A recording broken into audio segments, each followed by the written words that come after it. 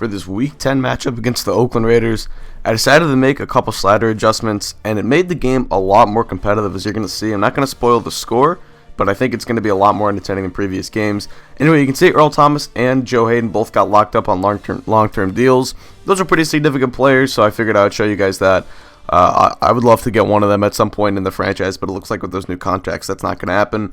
Anyway, as I like to do every 4 weeks or so, here's an update on some of the draft stories. So Rick Flory, the main thing I took away from this is Rick Flory, the linebacker that ended up getting suspended from the team from Texas, is back on the team, and that's good. That leaves him an option to draft possibly, so that's always a good sign. We're going to end negotiations with Steven Gostowski, probably let him walk at the end of the year, unless we decide to franchise tag him if we have a lot of cap space.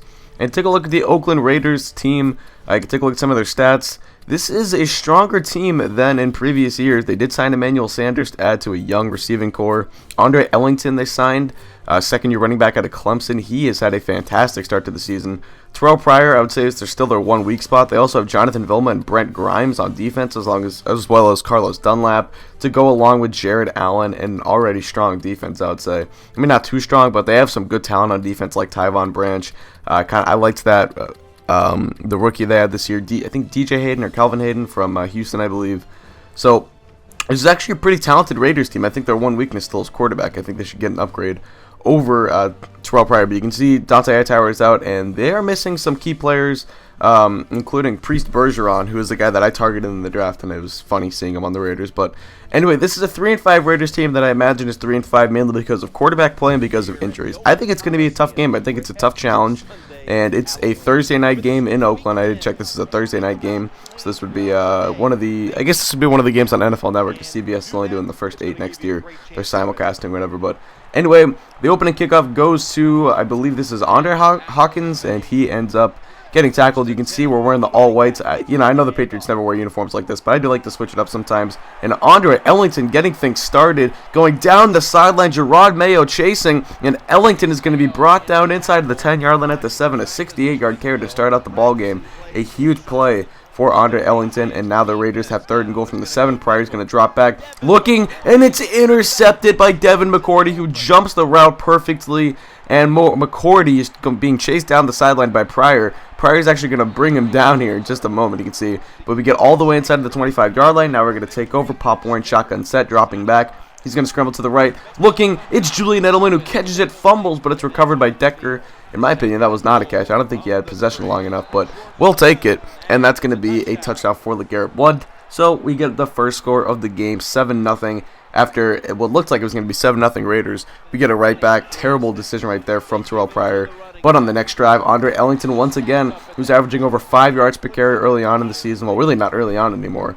And he is having a fantastic season at that. But another poor decision. You've got to put more touch on the ball. It looks like Emmanuel Sanders had Aqib Talib beat, but a terrible throw by Terrell Pryor leading to that Talib interception. So we get the ball back from the 35-yard line. Warren over the middle, caught by Julian Edelman for a big pickup. That's going to be a 16-yard gain. Now 2nd and 6 from the 14. Pop Warren dropping back over the middle, caught by Clay Harbor for a 9-yard gain. 1st and goal inside the 5, now 3rd and goal from the 6. Warren's going to drop back. Maybe could have scrambled up the middle right there, but that's going to be dropped by Julian Edelman. 4th down coming up. We're going to send Steven Gostowski up for the 23-yard field goal, and he is up and good. So now 1st and 10 from the 27-yard line for the Oakland Raiders, and Ellington once again continuing his incredible performance so far. 5 carries for 94 yards. Now 1st and 10 from the 44. Pryor's going to drop back, looking left, and a nice comeback route right there from Denarius Moore.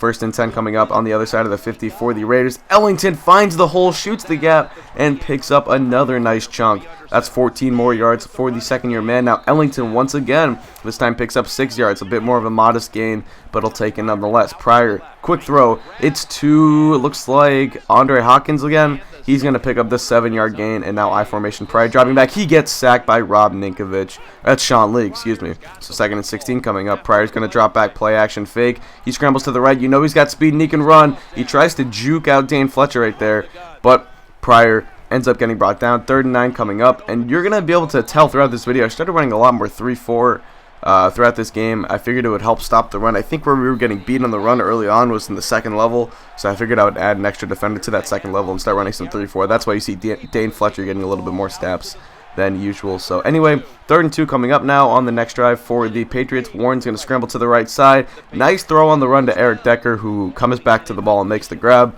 So we're going to set up a new set of downs. Handoff to LeGarrette Blount to the left side. 1st down and more to about the 50-yard line. They'll mark it at the 49.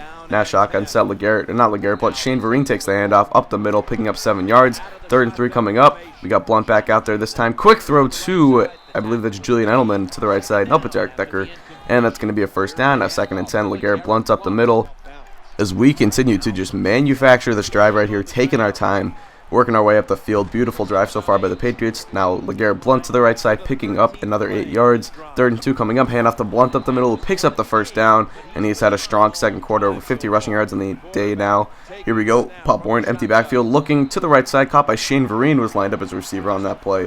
And now 1st and goal from the 5, inside of 2 minutes to play. Warren going to drop back, looking to the right, back of the end zone. Touchdown, Eric Decker. A beautiful drive executed by Pop Warren and the New England offense as Decker celebrates, and it's a 17-3 ball game. So we open up a 14-point lead. Now 45 seconds to play in the half. We're going to get the ball back. Warren feels the rush, fires this one deep, and it's going to be intercepted by David McCall, and who makes the play on the deep ball. Shady Monroe cannot get good position, and that's going to give the Raiders the ball. So 2nd and 8, and here come the Raiders over the middle to Scott Chandler, the former Buffalo Bill tight end. He's going to pick up the 1st down. Now 18 seconds to play. Pryor dropping back, feels the rush, but quickly fires it to Denarius Moore for the 8-yard gain. And from the 36-yard line, you don't need to get much closer than that for Sebastian Janikowski, who takes a 53-yard field goal and looks like he could have made it from 63 right there.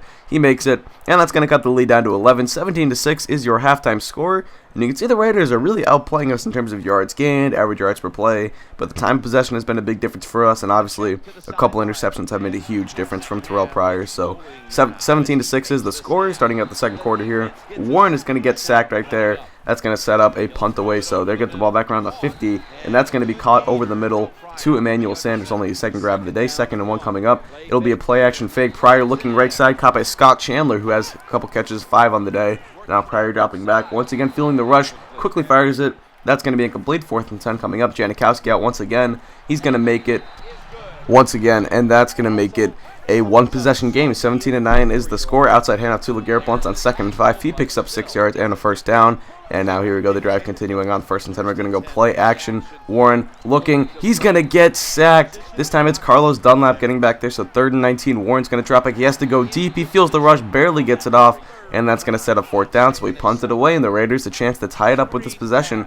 Prior to the outside, Andre Ellington on the screen play, picking up a nice game, but a nice tackle by Quentin Carter, leaping over defender over a low block there to pick up the tackle. Now we send a blitz. It does not work out. Andre Ellington is there for the 1st down. 2nd and 8 coming up. Here we go to the outside. Scott Chandler going to make the grab. Gerard Mayo having a hard time covering him right now. That's going to be another handoff to Ellington, who tries to spin around a defender. He gets brought down. A 6-yard gain for the former Clemson Tiger. We've contained him a little bit better in the 2nd half than we did in the 1st half. But Denarius Moore is there. He's going to pick up a nice gain. Now with the 3rd quarter winding down, Pryor looking left side, and once again, kind of that same play on Aqib Talib's 1st interception. Moore, although there was over-the-top safety help from McCourty, Moore kind of had Ryan beat off the line, but terrible touch on the ball, and that leads to an interception. Logan Ryan coming up with his league-leading 10th interception of the year. Now here we go, 2nd and 10 coming up. Warren left side. That's going to be caught by Julian Edelman, who was wide open, beating his man off the line of scrimmage. Now 1st and 10 inside of 9 minutes to play. We're looking deep end zone, and that was a terrible, terrible choice right there on my part. Hull makes the pick. I just forced it into triple coverage. I mean, the deep ball has been such a big part of our offense this year that I almost feel like, I don't know, I just take away. It also, because it's become such a big part of our offense, I take so many chances with it sometimes, and you've seen 2 interceptions so far today on deep balls that probably should not have been thrown. Although the first one-on-one coverage, you can take that risk, but that time, triple coverage, over-the-top safety help, that was poor choice. So, anyway, on the next Raiders drive after a face mask penalty, gives them better field position. Denarius Moore over the middle makes the catch, but this time, McCourty again, coming up with his 2nd pick of the day, the 4th for the Patriots. Another bad decision by Pryor, must have not seen the safety help coming, so we get the ball back. Under 7 minutes to play, chance to try and, all I'm thinking right now is if we get in field goal range and make an 11-point day, I don't think the Raiders are going to be able to put up 11 points in, 6 minutes of play. And instead, we get a huge touchdown from Shane Vereen. That's why I was running it on those first couple plays, just looking for short yardage, including on like 3rd and 6 or whatever. But anyway, we pick up the touchdown. It's 24-9, and now the Raiders need some sort of big comeback. Pryor's going to drop back, look right side, caught by Scott Chandler for an 8-yard gain. 2nd and 2 coming up. Pryor dropping back, feeling the rush, gets away quickly. It's Andre Ellington over the middle. Finally, he's brought down by Sean Lee, but Lee is banged up on the play, and we'll have to keep an eye on that. That could be a big loss if he's down for a while. But anyway, that is Scott Chandler over the middle, and Sean Lee goes down with broken ribs. That is a huge blow. We do not have a lot of depth at middle linebacker.